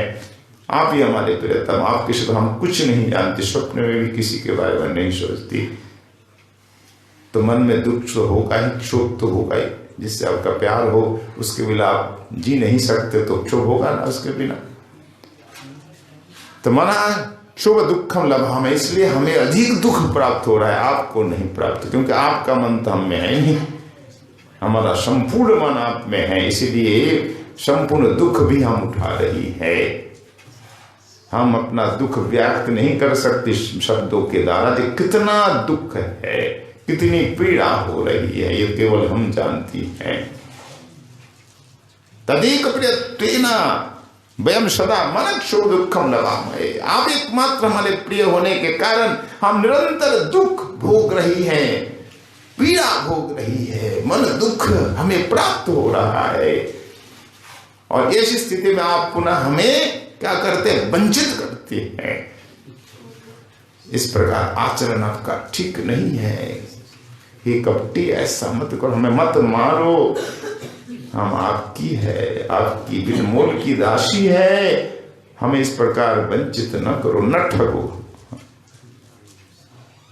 ऐसे सरल सीधी भोली भाली बाबड़ी इन लोगों को ठगना ये महान पाप है, महान पाप। कोई सीधे साधे आदमी हो, सरल हो, उसे ठगना बहुत पाप होता है। देना तब ऐसा न करो, हमें आप वंचित न। तो हमारा जो दुख है, हमारे हृदय दुख का कारण आप ही हो। हमारे में जो अनुराग के प्रति अनुराग उत्पन्न भी आपने ही किया है, पूर्वराग के चरित्र के माध्यम। ये पूर्वराग है, अवलोकन है, विहार है, संकेत, ये सब पूर्वराग है। पूर्वराग क्या है, रतिरिजा संगमात पूर्व श्रवणादिजा, दर्शन श्रवणादि के द्वारा से पूर्व जो रति उत्पन्न होती है उसे पूर्वराग कहा जाता है। तयोरुन्मलति उन्मलति प्राग्गही पूर्वराग स उच्यते। दोनों में, दोनों हृदय में जो दर्शन श्रवण आदि से रति उत्पन्न होता है उसी को पूर्वराग कहते हैं विद्वान जन। आपके चरित्र से हमारे हृदय में ये रति उत्पन्न हुई है, ये पूर्वराग उत्पन्न हुआ है, आपके ही कारण, आप ही ने किया है और आप हमें वंचित कर रहे हैं। तो पूर्वराग के कारण एक श्लोक में बताया गया चार कारण, मुस्कान, अवलोकन, विहार और संकेत, नर्म। और फिर और कांत गच्छति, भगवान श्री कृष्ण का वाङ्मय विग्रह निगम तरु का दिव्य प्रेममय फल, पुराण मुकुटमणि श्रीमद् भागवत महापुराण के अंतर्गत दशम स्कंद स्थित श्री रास पंचाध्यायी का यहाँ दिव्य रसास्वादन किया जा रहा है। आज 110वां दिवस है रास पंचाध्यायी आस्वादन का। इस समय हम आस्वादन कर रहे हैं गोपी गीत का। तो रास के ये 5 अध्याय श्रीमद् भागवत भगवत विग्रह के प्राण है, 5 प्राण, इनमें भी गोपी गीत साक्षात प्राण है। 10वां श्लोक का कल आस्वादन हो चुका था। श्रीमद् विश्वनाथ चक्रवर्ती जी की टीका का बस थोड़ा सा बाकी रह गया था, वो भी अपनी अभी मंगला में श्रवण किया ही है। तो चक्रवर्ती बाबा बोल रहे हैं कि आपके दर्शन के बिना, ये 10वां श्लोक का भावार्थ है शरार्थ दर्शनी टीका का, कि अस्माकं तु तद्दर्शनम बिना तत्संबंधी वस्तु मात्रम अति दुखदम। देखिए, आपके दर्शन में, विरह में आप के संबंधित कोई भी वस्तु हमारे लिए दुखदाई है। विरह में श्याम सुंदर कबो मोर पिछ हो या वनमाला हो, पीतांबर हो, हर वस्तु दुखदाई हो जाती है। आपकी मुस्कान, आपकी चितवन सब कुछ दुख देती है, तो हर वस्तु दुखदाई हो जाती है विरह में। तो आपकी मुस्कान पर शीतम प्रिय प्रेम वीक्षणम, आपकी प्रेम भरी चितवन, जादू भरी मुस्कान, बिहरनम आपका बिहार। तो बिहार का अर्थ चक्रवर्ती बाद ने दिया निकुंज लीला, रति लीला को ही कहा है। उस निकुंज लीला में, रति विहार में आपका जो संलाप, संलाप मतलब जो हास परिहास, अलाप, स्मरण होते ही एकदम हृदय व्याकुल हो जाता है। तो 4 विशेषण यहाँ है, मुस्कान, प्रेमावलोकन, विहार और संविद मतलब संलाप। ये चारों परम दुखदायी है हमारे लिए आपके विरह में। तो गोविंद मानो बोल रहे हैं, ठाकुर जब दुखदायी है इनको भूल जाओ ना, क्यों नहीं भूलती हो? थे प्रियतम, यही तो बात है, यहीं पर हम हार जाती हैं कि भूलना चाहती तो हूं, हम सब भूलना चाहती हैं, क्योंकि ये दुख देने वाली वस्तु है, भूल जाऊं पर भूल नहीं सकती। चाहती हूं, चाहकर भी हम भूल नहीं पाती। विस्मर्तुम इष्टापि ना विस्मर्तुम शक्यन्ते। जहां मन लग जाए, जो आपकी प्रिय वस्तु है, 1000 भूलना चाहे पर भूल नहीं सकता, क्योंकि मन तो वहां है ना, प्रीति के कारण तो हम भूल नहीं पाती। ध्यान ना भी मंगलम, और ध्यान से मंगल तो होता है।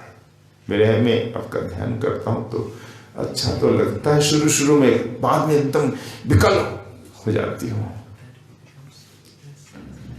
ये होता है विरह में। प्रथम आपको सुख लगेगा, उनका नाम, उनकी कथा, उनकी स्मृति आते ही परम सुख का अनुभव होता है, पर उसी क्षण तुरंत बाद भयंकर वेदना भी होती है। ये ऐसा है ही नियम संसार में भी। जिसके प्रति आपका बड़ा प्यार है, उसके बिना जीना असंभव सा हो जाता है। इसकी याद आते ही पहले तो अच्छा लगता है, दूसरी क्षण एकदम हृदय व्याकुल हो जाता है। तो आपकी मुस्कान, आपकी चितवन, आपका लाप, विहार आदि का स्मरण होते ही सुख तो होता है, पर दूसरे ही क्षण महा दुख देने वाली हो जाती है। इसीलिए कहती हूं कि आपका टी हो, धूर्त हो, इन वस्तुओं का लोभ दिखाकर हमें जाल में फंसाया आपने, और हमारा सब कुछ लूट लिया। जैसे पहले ठग होते थे, वर्तमान में भी कई उदाहरण है। ठग क्या करते, राहगीर पथिकों का सब कुछ लूट लेते। ठग के भी अनेक उपाय है। कभी आपकी सेवा करने के बहाने सेवक बनकर आते हैं, तो कभी आपको कुछ भोजन कराते हैं, बड़े उदार बन करके।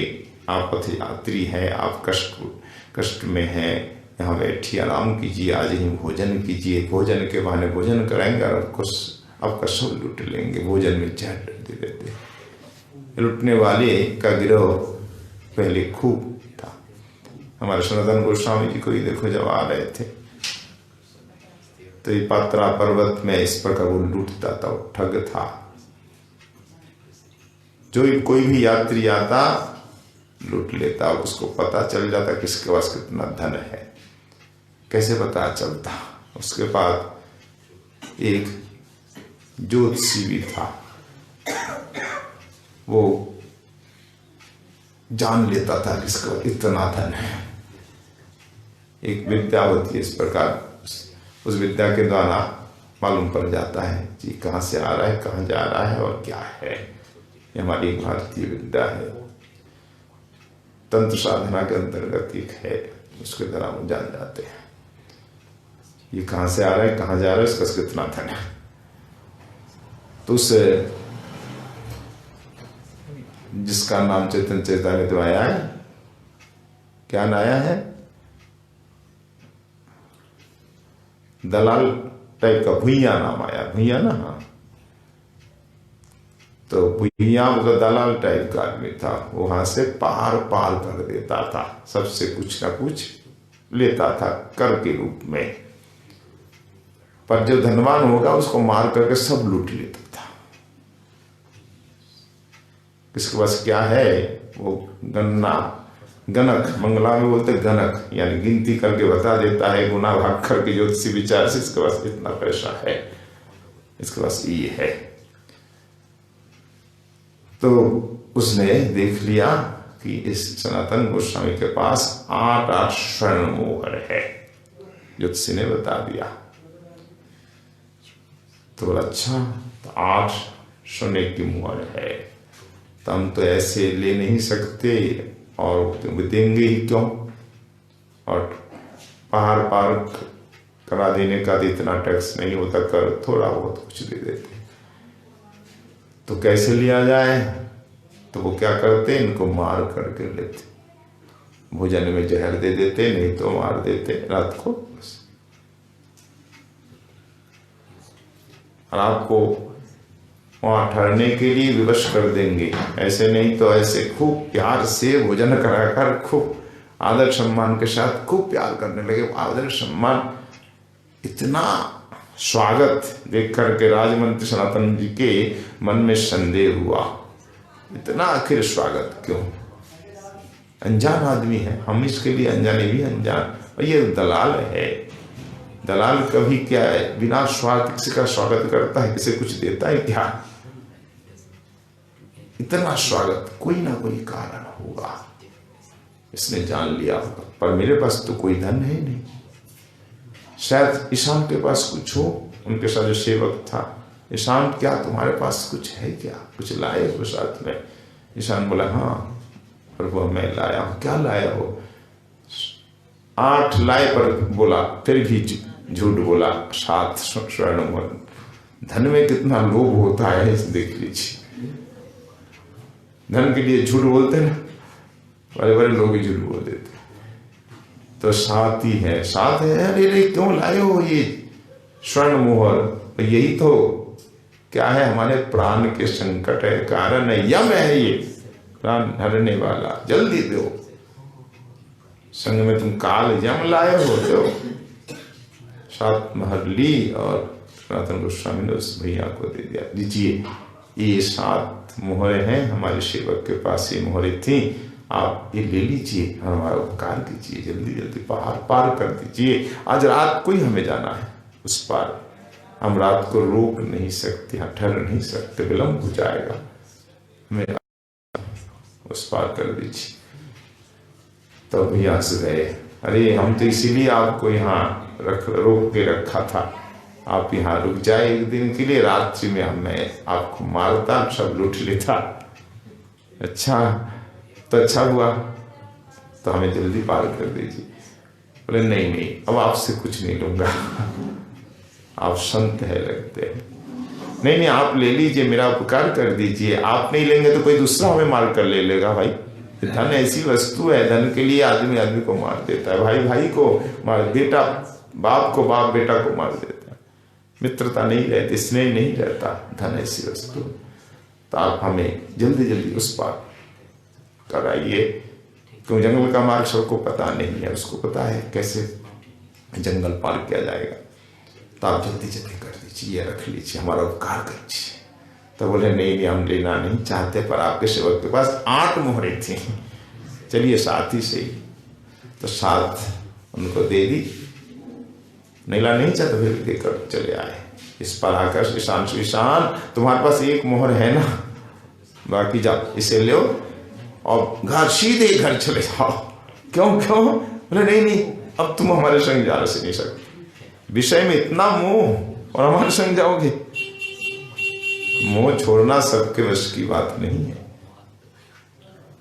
सिंह जैसे पराक्रमी ही विषय को छोड़ सकता है। पराक्रम चाहिए, विषय त्याग के लिए भी पराक्रम चाहिए। ये वैराग्य भी पराक्रम सबसे नहीं होता।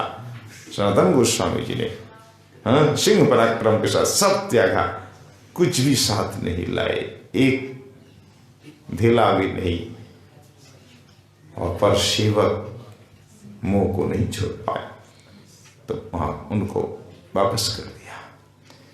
तो यहाँ ये प्रसंग इसलिए आया कि पहले तरह तरह के ठग होते थे, लोगों को मारकर, कथिकों को मारकर लूट लेते थे। एक ठग आपने देखा है, और भक्त मालूम कितने ठग है, आपको इस प्रकार सेवा करके आपको नाना प्रकार से मोहित करके रखेंगे और रात को मार कर लूटेंगे। इसके अलावा भोजन देकर उसमें जहर देकर मारेंगे। ऊपर से बहुत अच्छा भोजन आपको लगेगा और भीतर जैसे ही खाएंगे जहर भरा और मर जाएंगे और सब लूट लेगा। लूटने के अनेक तरीके थे। वहां कभी जयदेव जी को भी लूटा ठगों ने, हाथ पांव का दिया। इधर गोपी भी कहते कि आप ठग हो ठग, आपकी जो वस्तु है ना, मुस्कान, चितवन, आपका ये विहार, आपका वो हास परिहास संलाप, ये सब क्या है? ये ऊपर से सुंदर है, परम स्वादु है, उस लड्डू की तरह ऊपर से मिठास तो है और भीतर में जहर भरा है। ऐसे लड्डू दिखाकर ठग जैसे पथिकों को ठगता है, ऐसे ही आप इस मुस्कान, चितवन आदि को दिखाकर हमें ठग लेते हैं, हमें फिर मार देते हैं आप। हमें पहले तो अच्छा लगता है और बाद में प्राण घातक हो जाती है ये चितवन, ये मुस्कान। परम दाहकानी प्राण घातकानी इत्यर्थः। तो गोपियां कह रही है, हे प्रियतम, और ये कुहक भी कहा कि आपकी मुस्कान, आपकी चितवन, आपका विहार, आपका लाभ पहले पहले तो हमको सुख दिया और दूसरे क्षण ही हमें परम, और हृदय हमारा विकल है, प्राण घातक की स्थिति है हमारी। तो हमारे दुख का कारण तो आप ही है। आप